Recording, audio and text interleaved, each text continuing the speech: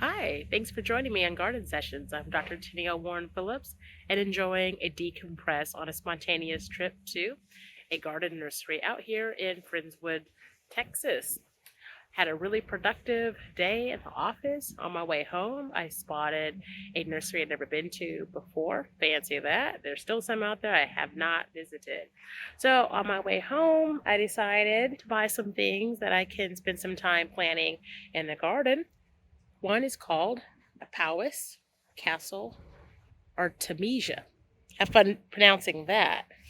Let me show you what it looks like. Really pretty, soft, minty green foliage. Goes good in containers, but can also go in the ground. What I like about this option is it is a Texas native, so I'm not going to be fighting nature. It should tolerate our intense heat out here in Houston. This next one I seen online in a gardening group. Somebody had planted it, included it in one of their containers. It looked absolutely beautiful. I asked them about it, and it's called a silver ponyfoot. This is it. I love the softness of that color, the delicateness of the leaf, and I think that's going to be really nice spilling out of a container. This section of the nursery is filled with Texas natives. I think that's something really important to think about when adding items to your garden or landscape. Is this plant native to this area? It's relevant because there's different zones across our country, zones that identify what type of plant is conducive to that area. The zone is going to correspond to what the typical weather patterns are in that area in terms of how hot it gets, how humid it is, what are those dry spells like, and how cold it gets. If you're buying plants that you see on a beautiful trip to Hawaii and then you come home to, say, Minnesota and try to plant that same plant, you may find that because of those zones are entirely difficult, you may not have that same success. Also, along with the importance of being aware of the zones is the awareness that some plants will survive as a perennial in some zones, and in other areas it'll only exist as a annual, and that's because it may not be able to tolerate the extensive heat in one climate or how cold it gets in the winter. I found it's been really helpful for me to temper what my expectations are for a plant based on studying up on whether that plant is made or grown for my zone. For an embarrassingly long period of time, I didn't have a good understanding of the difference between perennial and annual. So I'll be honest, I thought that annual meant every year, annually, we're going to see this plant reappear. And so it was very frustrating. And I thought I just did not have a green thumb when 3 or 4 months into the season, this annual was entirely spent and I couldn't get it to come back. Unbeknownst to me, that was the lifespan of that plant based on where it was. And I thought that perennial, it was just for a part of the year. Now that I've sorted that out, that understanding, I've got a good base of understanding that a perennial is what's going to reappear year after year if you're planting it in the correct zone. So this has been a fun pit stop on the way home. I will show you where I end up installing these in the garden at a later time. Well, I've made it back home following the spontaneous trip after work to the lovely garden nursery in Friendswood.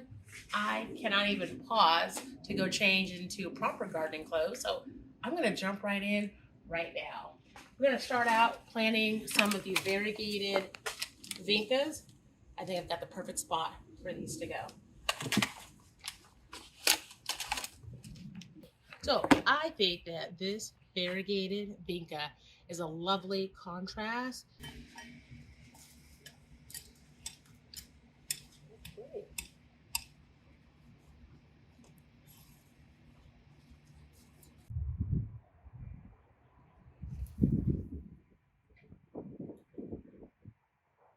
So a lot of common advice when you're putting together a container in your garden is to use the concept of including a filler, thriller, and spiller. Well, as you can see, I've got quite the thriller. This is literally called a giant lily. I'm expecting at some point there will be some white flowers that come along with it. Behind it was I think it's a snake plant. That was the original filler, but it has been taken over. I've got multiple fillers in here that are waiting to expand. They were just planted about a week ago. I've got some petunias, snapdragons, one cyclamen that's hanging on from winter, but at some point we will retire it. And now I have a silver ponyfoot that I'm going to be adding. This, I intend for this to serve as the spiller. I'm excited about not only the beautiful color and texture of this particular plant, but the contrast that it's going to have against this pot. You've got small circular style of leaf here, and here on this pot, the texture of it is small circular indentations. So I think it's a lovely complement. I'm going to go ahead and quickly get this added into the pot.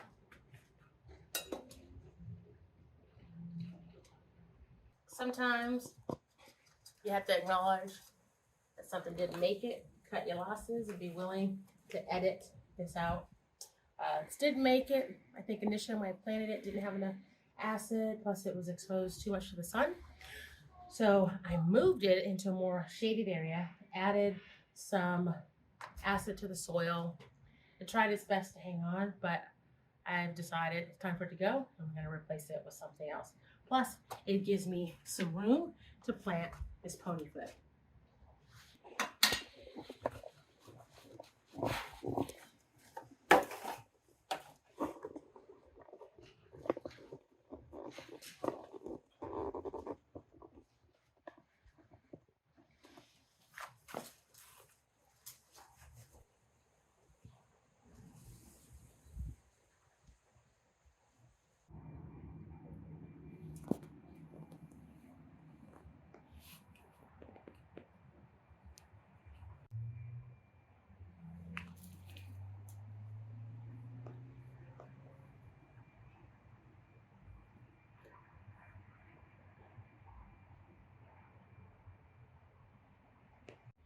The Calibrachoa hybrids by proven winners have been added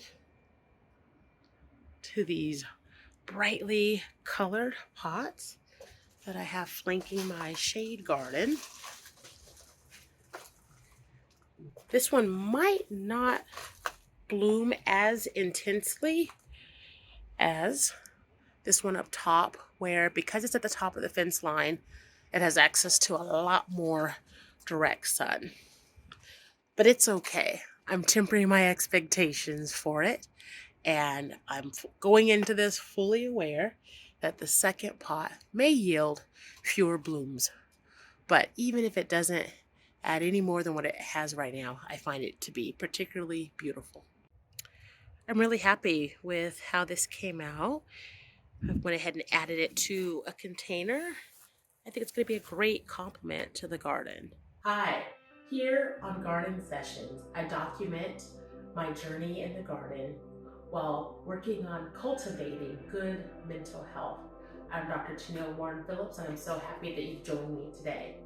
Earlier in this video, I talked about some of the success and failures I had experienced with some of the plants that I was needing to edit out of my garden.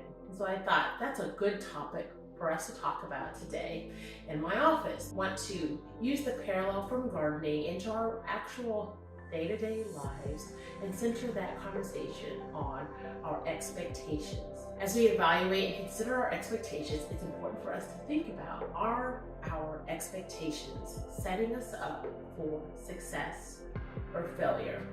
You see, our expectations dictate in many situations our emotional and behavioral response. That is, the way we think about something. Our belief system is going to have a direct influence on our emotional and behavioral experience. For example, the cyclamen plant that I commented on in the earlier portion of this video. I expressed surprise that it was still doing well. Well, that's a very different response than I initially had when I first planted cyclamens several years ago. You see, at that time, I was confused about the difference between an annual and a perennial. More specifically, did not have an accurate understanding as to the life cycle for those different types of plants. At that time, my expectation was that a cyclamen would last all year round. Beautiful flowers complemented by beautiful leaves. So when I first planted those several years ago, my expectation was irrational because that's not what a cyclamen's life cycle is going to be like in zone 9. That's what Houston zone is.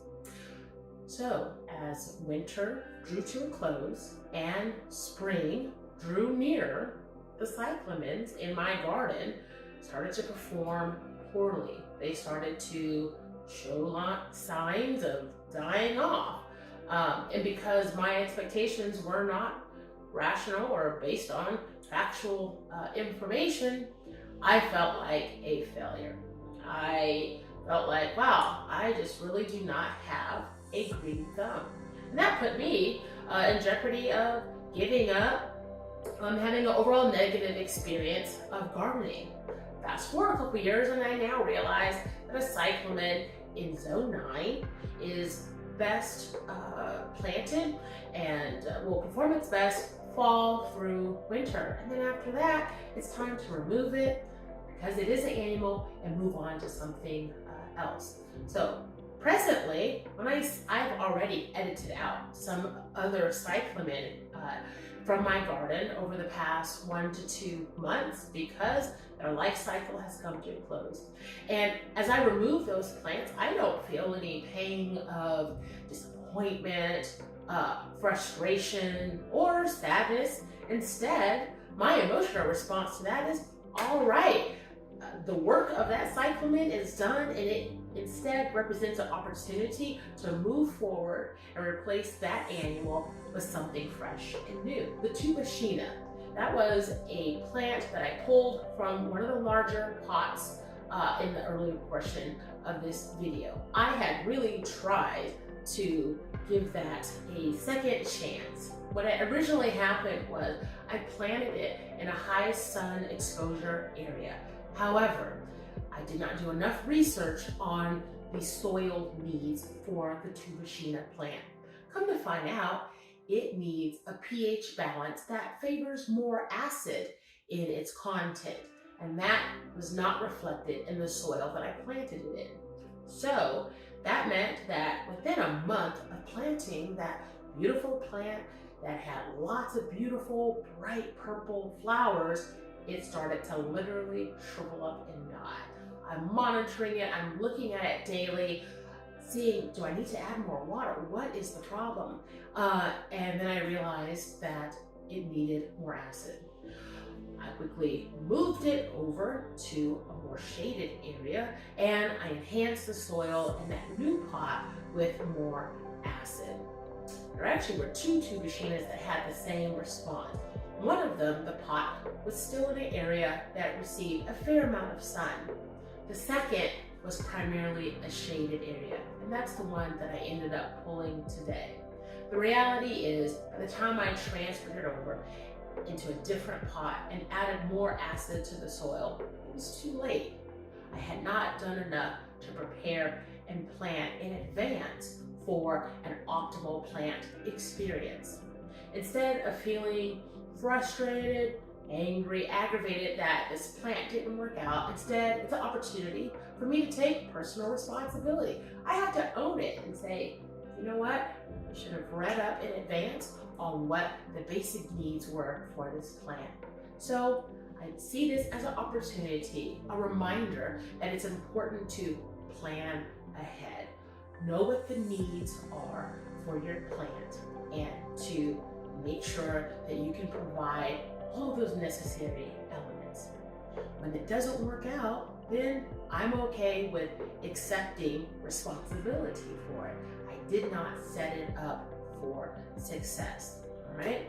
That means that I'm taking full ownership of it, and I have to be objective and say, you know what? It was on me to do better. And next time, I absolutely will.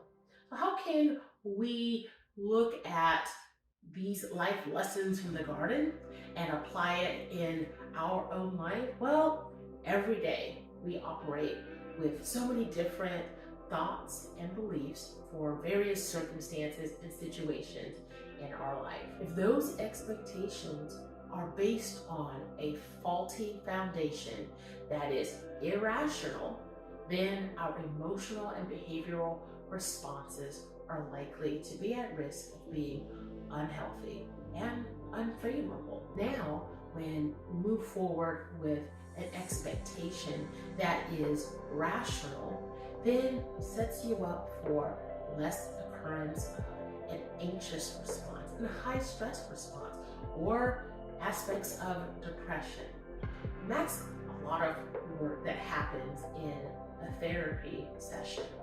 Those therapists who utilize cognitive behavioral therapy techniques are pulling from this idea, this theory of psychology about how our emotional and behavioral responses are heavily influenced by our belief system.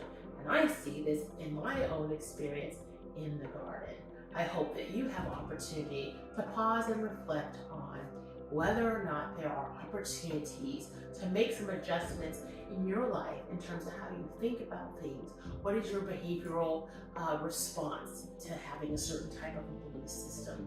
And perhaps if you thought about that situation a different way, would the outcome, would your experience of that outcome be healthier for you? I sure have enjoyed having you along with me on this journey as I continue to document my experience in the garden and cultivate good, healthy, balanced mental health. Be on the lookout again for my next video as we continue to go to the garden, looking to see what we can see. I'm Dr. Tennille Warren-Phillips, and this has been Garden Sessions.